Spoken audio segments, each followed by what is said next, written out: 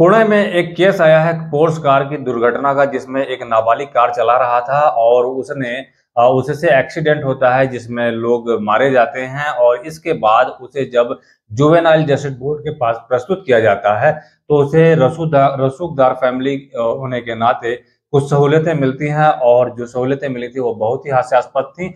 फिलहाल अभी मैं इसका जिक्र करने नहीं जा रहा हूं, मैं जिक्र करने जा रहा हूं अखिलेश यादव की जो रैलियों में जो हुड़दंग और अराजकता देखने को मिल रही है। इसके मैं सारे सीक्वेंस जोड़ने की कोशिश करूंगा जो 5 मई से शुरू हुई है और अभी तक चल रही है। तो पोर्स कार के एक्सीडेंट का मामला मैं इसलिए उठा रहा हूं कि आप अपने नाबालिग बच्चों को जब बहुत ज्यादा, हद से ज्यादा, सीमा से ज्यादा जब उन्हें छूट देते हैं, उन कारगुजारियों को नजरअंदाज करते हैं, उन्हें सही रास्ता नहीं दिखाते हैं, तो कहीं ना कहीं धीरे धीरे वह क्राइम की तरफ बढ़ जाते हैं। वह जो बच्चा कार चला रहा था वह नाबालिग था और उसने जो है ड्रिंक कर रखा था।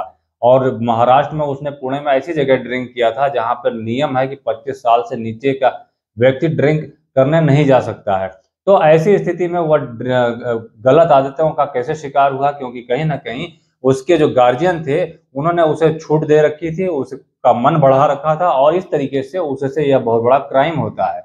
और क्राइम होने के बाद इसके जिम्मेदार होते हैं उसके माँ बाप। तो इसी तरीके से मैं अभी जो जिक्र करने जा रहा हूँ अखिलेश यादव की रैलियों में जो हुड़दंग हो रही है, अराजकता हो रही है, इसका जिम्मेदार कौन है और ये किस प्रवृत्ति के लोग हैं, इनका चरित्र कैसा है और यह किस तरीके के आगे चरित्र दिखा सकते हैं।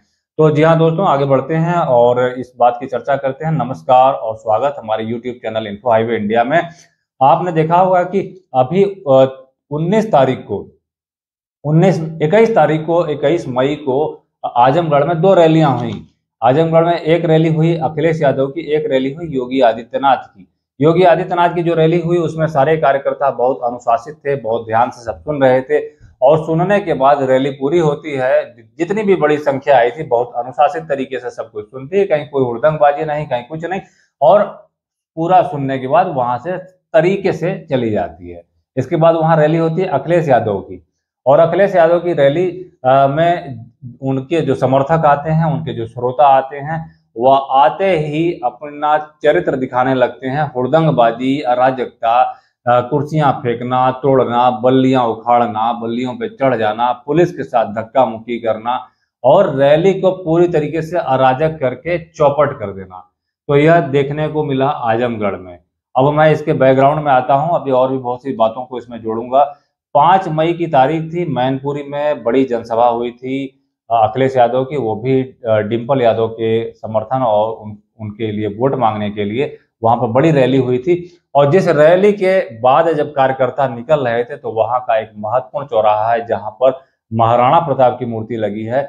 सारे कार्यकर्ता उनके वहां पर पहुंचते ही उनका रूप बदल गया, वह अराजक हो गए, वह मूर्ति पर इधर उधर चढ़ गए, मूर्ति पर चढ़ने के साथ मूर्ति के साथ भी अभद्रता की, और इसके बाद वहां से चढ़ के सपाई झंडे लिए हुए थे, टोपियां और गमछे डाले हुए थे, और वहां चढ़ने के बाद वहां से बहुत ही अभद्र गालियां देना शुरू कर दिया योगी आदित्यनाथ को और प्राइम मिनिस्टर नरेंद्र मोदी को। इसके बाद वहां पर स्थिति बहुत अराजक हुई। आसपास के जो लोकल थे काफी इस घटना से नाराज हुए और वह वहां पर आकर नारेबाजी करने लगे। इसके बाद 100 लोगों पर, जो कि समाजवादी पार्टी के कार्यकर्ता थे, उन पर एफआईआर दर्ज हुई। कार्रवाई आगे जो भी हो रही होगी होती रहेगी। लेकिन इसके बाद आप देखिए, इनकी सभा होती है 19 तारीख को। 19 तारीख को इनकी सभा होती है फूलपुर में, जो कि प्रयागराज में सभा हुई थी। और फूलपुर, इसके बाद संत कबीर नगर, प्रतापगढ़, मड़ियाहू, जौनपुर, जहां भी सभा हुई आपने देखा होगा कि लगातार इनकी सभाएं 23 मई, 19 मई, 21 मई, 5 मई, ये सारा जो इधर की सभाएं हो रही है। इस समय इलेक्शन जो है अपने 2 चरण बचे हैं, पूरे 5 चरण हो चुके हैं। 2 चरण, एक 25 तारीख का और एक जून का एक बचा है। तो इस चरण में जहां 428 सीटों पर मतदान हो चुके हैं और 114 सीटें बाकी हैं जिन पर मतदान होने हैं। तो आप देख रहे होंगे कि जैसे जैसे इलेक्शन नजदीक जा रहा है, ये हुड़दंगबाजी अखिलेश यादव की रैली में बढ़ गई है। और ये किस तरीके के कार्यकर्ता हैं जो कि बल्लियां उखाड़ने लगते हैं और बेकाबू हो जाते हैं, जिन जो कुर्सियों को तोड़ने फोड़ने लगते हैं, बैरिकेडिंग को तोड़कर पुलिस के साथ धक्का मुक्की करते हैं, जिसके कारण लाठीचार्ज की स्थिति आ जाती है। और नेताजी के समझाने के बाद भी समझते नहीं है, और ऐसी स्थिति में नेताजी को वहां से सभा किए बगैर वहां से जाना पड़ता है। इसके बाद भी नेताजी अपने समर्थकों की तारीफ करते हैं और कहते हैं कि इनका गुस्सा मोदी जी के खिलाफ है। आश्चर्य की बात है कि मोदी जी के खिलाफ गुस्सा है और सभा चौपट कर रहे हैं अखिलेश यादव की, और वह जो कार्यकर्ता है उनके अपने हैं और उनका यही चरित्र है।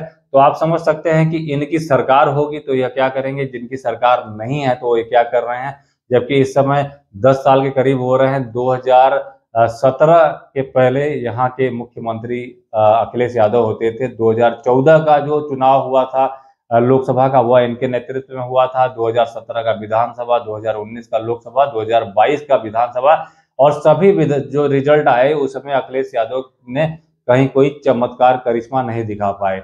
तो आगे क्या करिश्मा दिखाएंगे यह तो समय बताएगा। और इधर दो लड़कों की जोड़ी जो उत्तर प्रदेश की, जो 2017 में फ्लॉप हो गई थी, नोटबंदी का बहुत मुद्दा उठाया था, मोदी सरकार को बहुत घेरने की कोशिश की थी, इसी तरीके से अभी भी घेरने की कोशिश की जा रही है।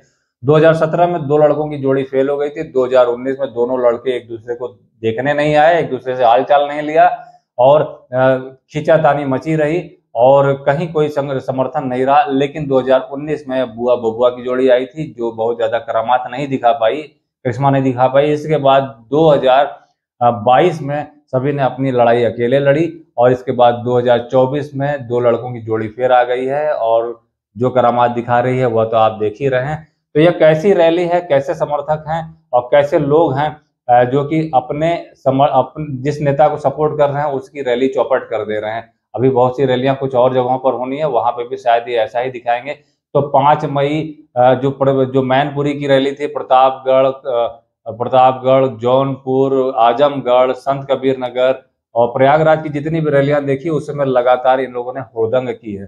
तो यह कार्यकर्ता किस तरीके के हैं, क्या इनके नेता इसी तरीके के हैं, क्या इनके नेता इनका मनोबल इसी चीज के लिए बढ़ाते हैं। तो जो मैंने पहले जिक्र किया कि गार्जियन अगर अपने औलाद को मनबड़ बनाएगा, उन्हें मर्यादा डाकने पर रोकेगा नहीं और उन्हें अमर्यादित आचरण पर उनको बढ़ावा देगा, तो कहीं ना कहीं वो अपराध की तरफ जाएगा, वो बच्चा उनका अपराध की तरफ जाएगा। तो आप समझ सकते हैं कि जिस तरीके से आप अपने समर्थकों को रोकने के बजाय उनकी प्रशंसा कर रहे हैं, या कहिए कि आपके समर्थक आप जैसे हैं, आप उनके जैसे हैं। और अगर ऐसी स्थिति है तो आप समझ सकते हैं कि जो दाग लगता आया है कि समाजवादी पार्टी किसकी पार्टी कही जाती है, तो यह दाग कहीं ना कहीं गलत नहीं होगा। और मैनपुरी की घटना जो थी उसने बहुत आहत किया था समाज के उन लोगों को जो देश से प्यार करते हैं, जो महाराणा प्रताप के त्याग की पूजा, बलिदान की उनके पूजा करते हैं। तो यह घटना अपने आप में बहुत संकेत देती है कि समाज, राष्ट्र, संविधान और लोकतंत्र में आपकी कितनी आस्था है। क्या यही लोकतंत्र है कि आप जरा सी शक्ति में अगर आ जाते हैं तो आप अराजक हो जाते हैं, आप गुंडों की तरह बिहेव करने लगते हैं कि पुलिस को भी रोकना मुश्किल हो जाता है। तो यह कुछ घटनाएं सामने आई और जनता इन्हें बहुत बारीकी से देख रही है, और जनता अपना फैसला भी बहुत तरीके से करेगी। अभी तक जनता में जो बदलाव देखने को मिला है, रिजल्ट भी ऐसे ही बदलाव के साथ आएगा। तो यह कुछ अपडेट्स थी जो कि लगातार न्यूज़पेपर की सुर्खियां बन रही हैं, और बहुत सी रैलियां हो रही हैं। नरेंद्र मोदी जी की रैलियां हो रही हैं और अनेक पार्टी के अन्य नेताओं की रैलियां हो रही हैं, और अखिलेश यादव जी की भी बहुत सी रैलियां हुई हैं, योगी आदित्यनाथ की रैलियां हो रही है। लेकिन जो लगातार एक श्रृंखला दिखाई दे रही है उपद्रव और अराजकता की, और कुर्सियां फेंकने, तोड़ने, बैरिकेडिंग तोड़ने और बल्लियां उखाड़ने फेंकने की, ऐसी अराजकता और किसी नेता के रैली में नहीं दिखाई दे रही है। तो यह अपने आप में बहुत संकेत देती है। तो यह कुछ अपडेट थी जो कि न्यूज़पेपर सुर्खियों में आ रही है, और उन्हें मैंने आपको दिखाने समझाने की कोशिश की है, और आपको इसके चिंतन के लिए मैंने प्रेरित किया है कि आप भी चिंतन करिए कि यह किस तरीके की घटना है। और पुणे का जो केस था वह अपने आप में एक अजीब सा केस था, जिसमें कोर्ट ने जुवेनाइल जो अपराधी था उसको छोड़ दिया और कहा कि 300 पेज का आप एक्सीडेंट पे निबंध लिखिए और 15 दिन तक ट्रैफिक पुलिस के साथ आप काम करिए। लेकिन इसके बाद जो जन आक्रोश पैदा हुआ लोगों का, और जो लोगों ने सोशल मीडिया पर लिखा, उसका नतीजा हुआ कि उसको सुधार गृह भेजा गया।